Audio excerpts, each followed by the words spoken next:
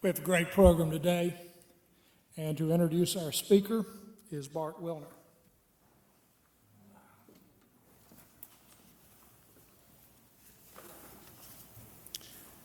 Thank you, President Reggie, and I'm trying to use both mics here, so if my head goes like that, that's why. Before I introduce the speaker, I actually have a suggestion for Senator Edwards and Mayor Bowers, who left the room, but I'm glad you came back. After hearing our song today, I think when Amtrak shows up, Love Train should be part of that celebration. And we know who can perform it for you. And Sherry will lead the Love Train. It's my distinct pleasure today to introduce our speaker, who is Afira DeVries. And it's spelled A-F-I-R-A, but it's pronounced Afira. So it's not Afira. Afira is the president and CEO of the United Way of Roanoke Valley. To learn everything there is to know about Afira, visit www.afiradevries.org. She actually has her own website, and I've been there. You can read everything about it. You can see all her last 10 speeches. It's a great website. But let me briefly today just share with you, Afira and her family moved to the Roanoke Valley from Tampa, Florida, last year in March of 2015. Her husband, Jason DeVries, who's right here, joined our Kiwanis Club last year, and together they have two young daughters, Ava Rosa, age 10, and Amora, age 8. Afira has 19 years of experience with United Way in places like Massachusetts, Los Angeles, Silicon Valley, and Tampa, Florida. And in Afira's first year here in the Roanoke Valley, she got to put all that experience to work immediately. If you visit Afira's office, or if you visit Afira's website, you will see displayed the saying, "We rise by lifting others." In fact, it's already been mentioned from the podium here today. You may notice that I am wearing a button today that says, "I feel good," right here on my lapel.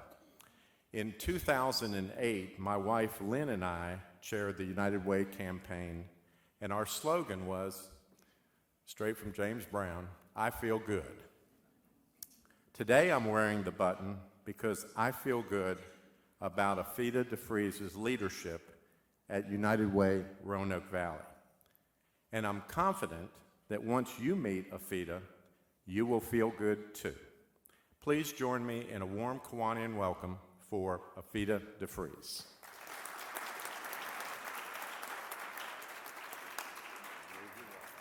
Thank you. When Jason and I and our children came to town, Bart, I think, may have been the first person we met, may have been the first person I met. And if you know Bart, you probably know him longer than I have, but he took me under his wing, took my family under his wing, and introduced us to more people than I could have imagined inside of what felt like 30 minutes. Unfortunately, I don't remember any of those people, but I do remember the incredible warm feeling that I got from being so well received and taken into account and with such care by Bart. So Bart, thank you for that and for the lovely introduction. I also want to make sure I share with you that the website was Jason's idea. You know, it felt a little braggadocious to me, but it's working out in the long run. So I actually spent some time preparing for this conversation today by first looking into you, the Kiwanis Club, and I learned a couple of things while I was doing that. I learned that we actually share, the Kiwanis Club here in the Roanoke Valley, and our United Way, we share a pretty paralleled history. And we share a lot of common interests. We share a commitment to this community. We have an interesting insight that comes from perspective on longevity. It's possible, though, that we also share some similar challenges and some similar hurdles that result from longevity. from being in a place for so long as the world evolves around you. And so I thought of that, and I thought, this might be a good place amongst friends.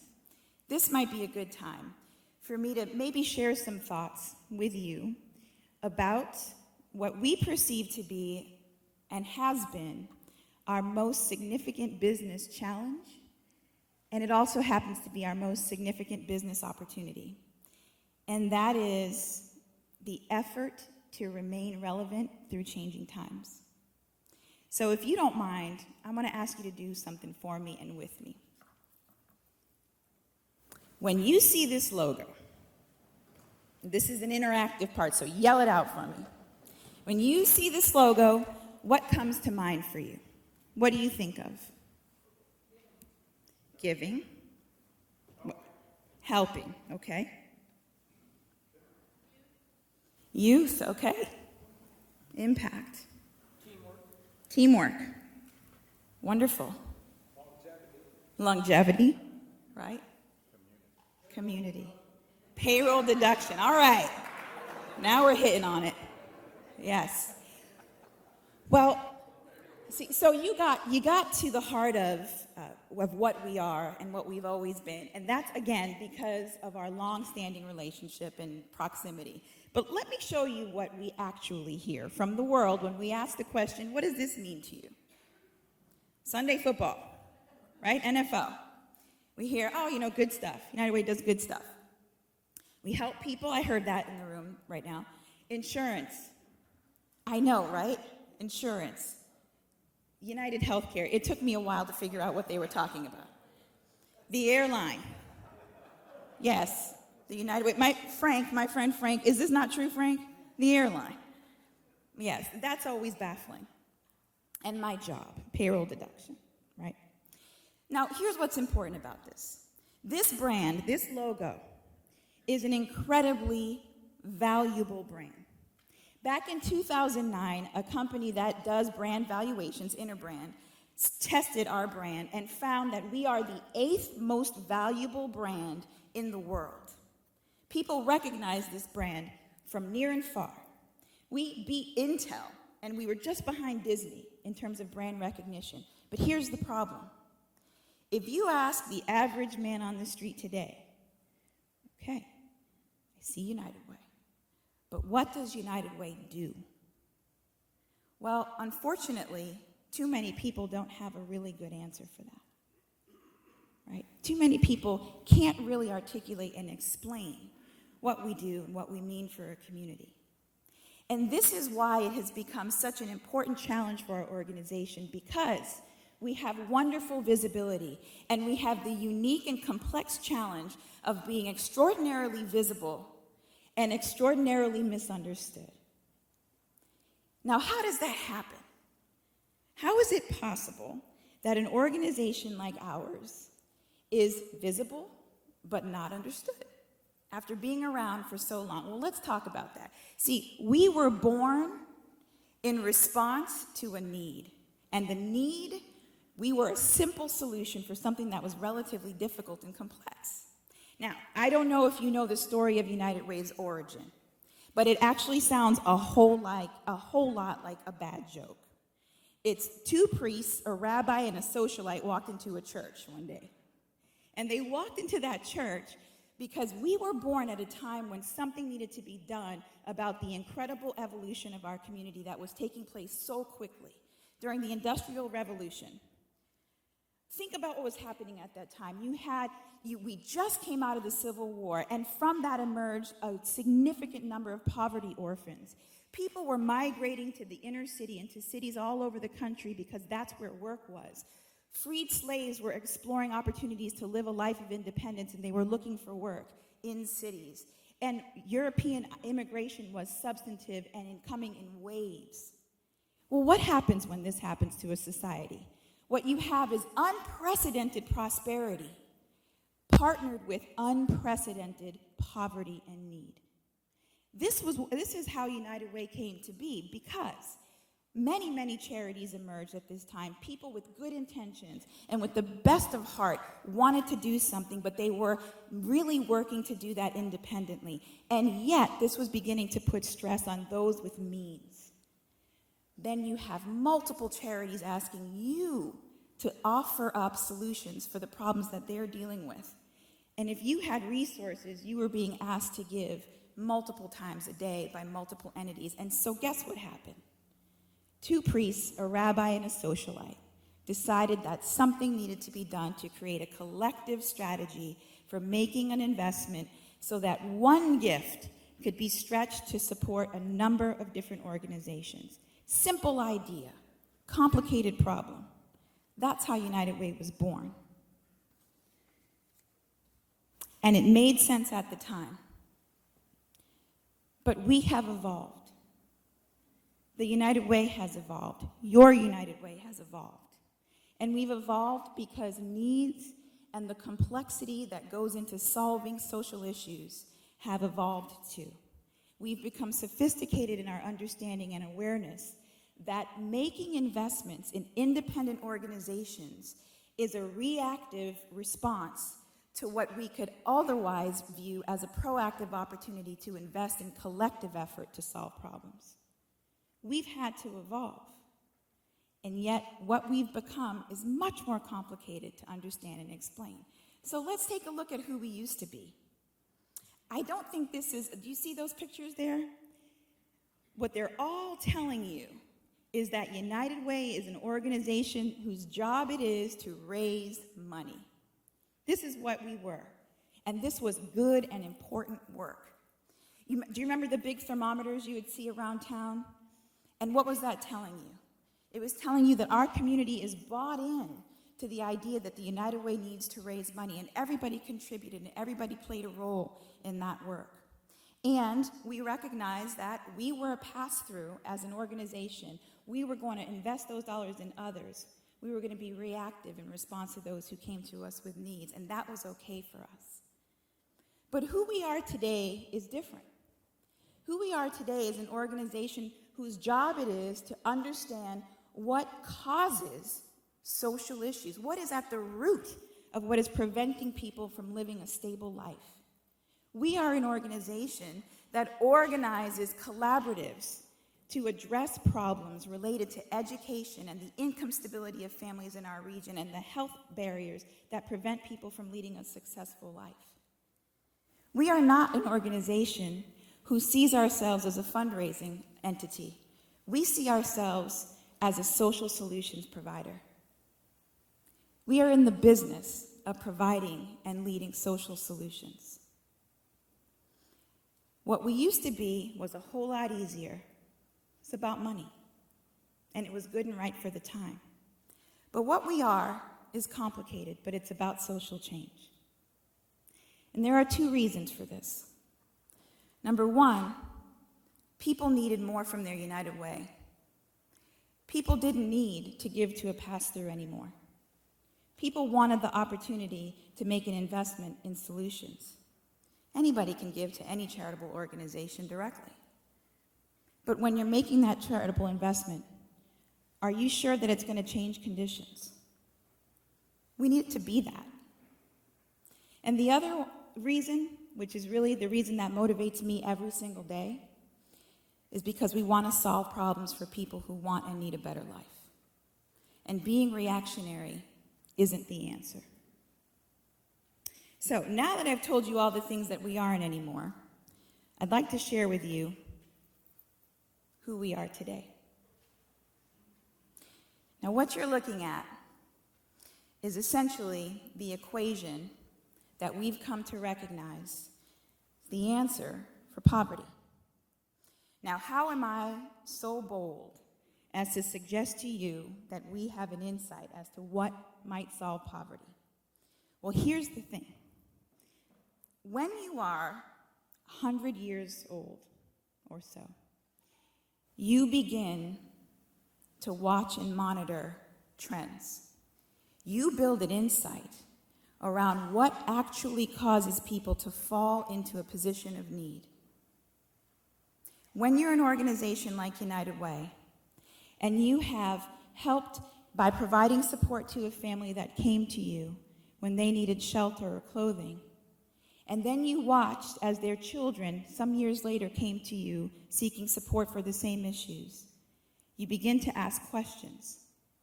You begin to recognize that you are watching generational poverty play out. And you learn from this.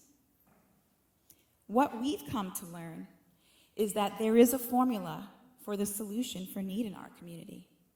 And it is about moving our work to be focused on the life cycle of a human being and a family.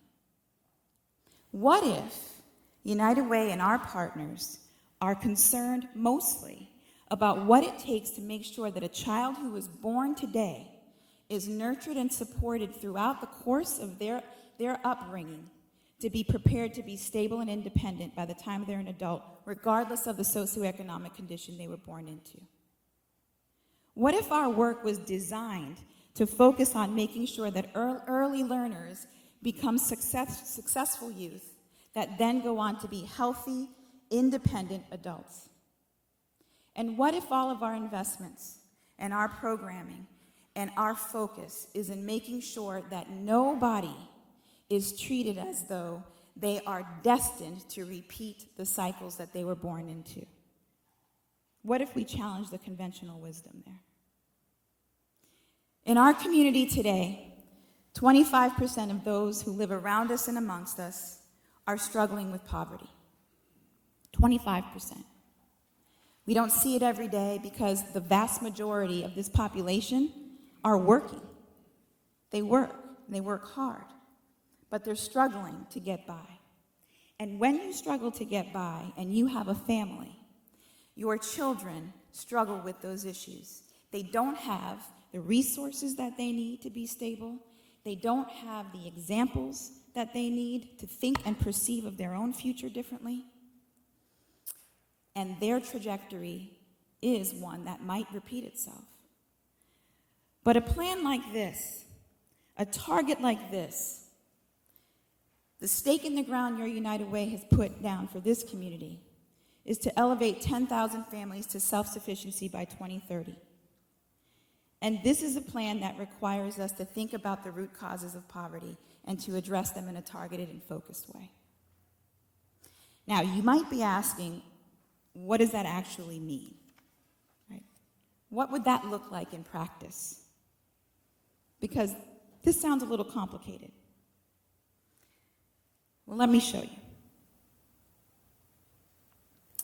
In our community today, right here in the city, there are 530 children that do not have a home to go to at the end of the school day. That's 530 children who are struggling every day to figure out where they're going to sleep that night. They are dealing with the emotional challenges that come with not having stability under their feet and over their head. These are children who are actually every day trying to feel and behave normally in a world that does not have a place for them. And here's what's even more important about this number. Of this population, over 50% of them are elementary school age children. And here's what we know about elementary school aged children. By the time a kid is about 9 years old, they have decided what they are capable of. They have decided what their future will look like. They've decided what their potential is. And these decisions are arrived at based on their influences, their environment, what people have told them, and what they see as their best possible examples. So what conclusions are these kids coming to in this community? What conclusions are they coming to when they're not sure where they're going to sleep tonight? Well, this is a role that United Way plays. Deciding that this isn't okay is a role that your United Way plays. Here's our job. Our job is to recognize this issue for what it is, which is not just an issue of homelessness. It's an issue of a family in need of stability. And so we coordinate the programs and services that are here in this community with our school system to make sure that rapid rehousing is possible for these families.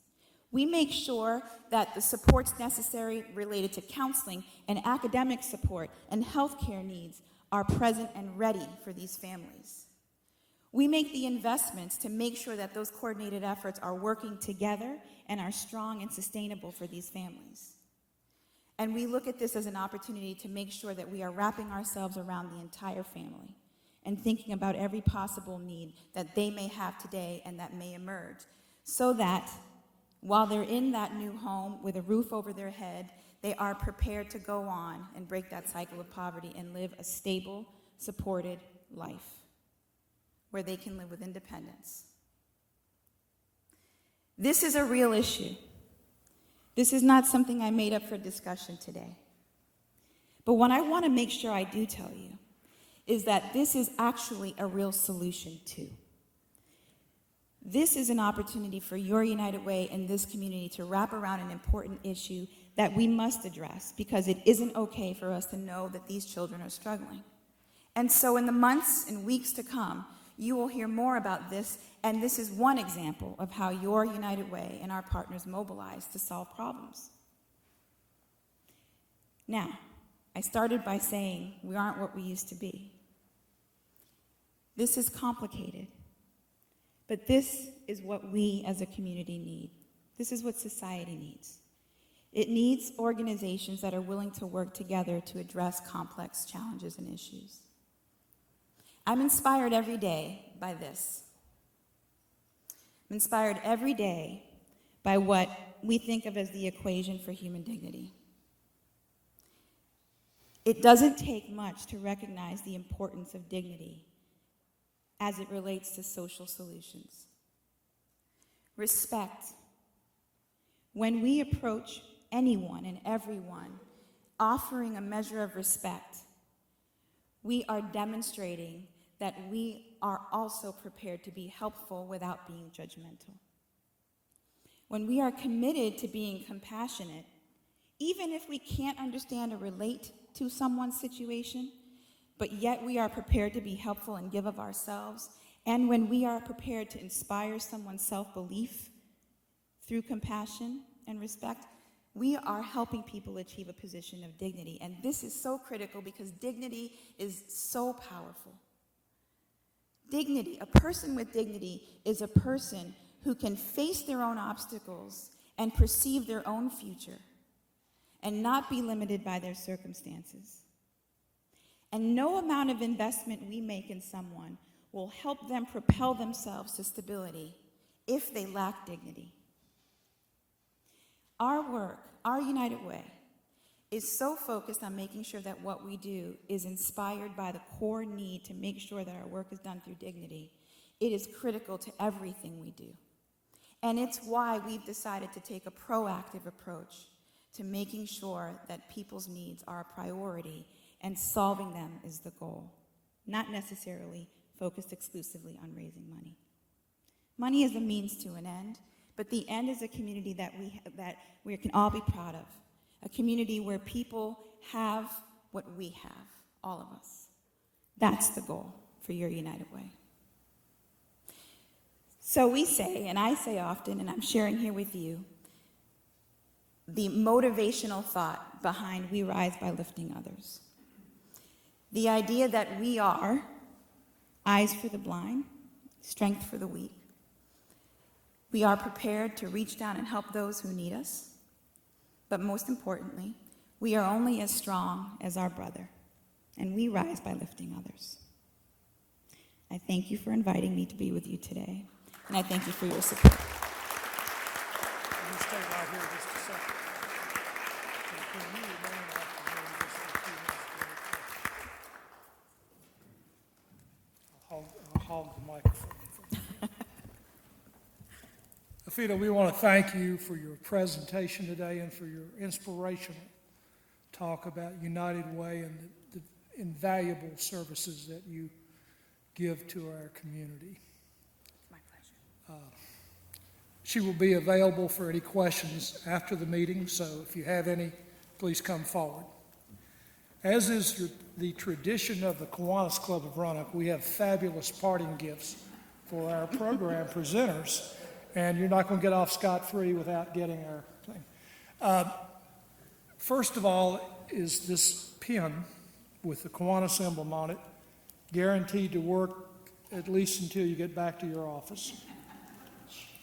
And this simulated piece of marble with a cheesy little emblem on it that... You make it sound so great. well, it's in a handy carrying case, and it is a paperweight. And I can't think of anyone who could use it as it's intended. First, to keep track of all the checks you get in, and second, to record the contributions. So we hope when you use these, you'll think about the Kiwanis Club and your time with us, and come back anytime. Thank you so Thank you much. so I much. appreciate that.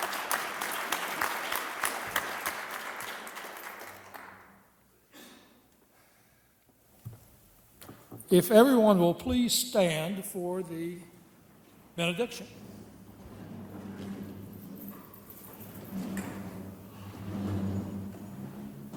Having passed through our regular order of business, we are now prepared to leave this time of friendship and fellowship to re-enter our everyday world. Before we depart, let's try and remember three things.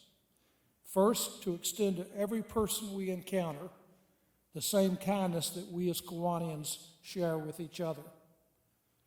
Second, let's be ever vigilant for ways to better serve the elderly, the downtrodden, and the young people of our community. And finally, let's take every opportunity to share and care. You're getting better.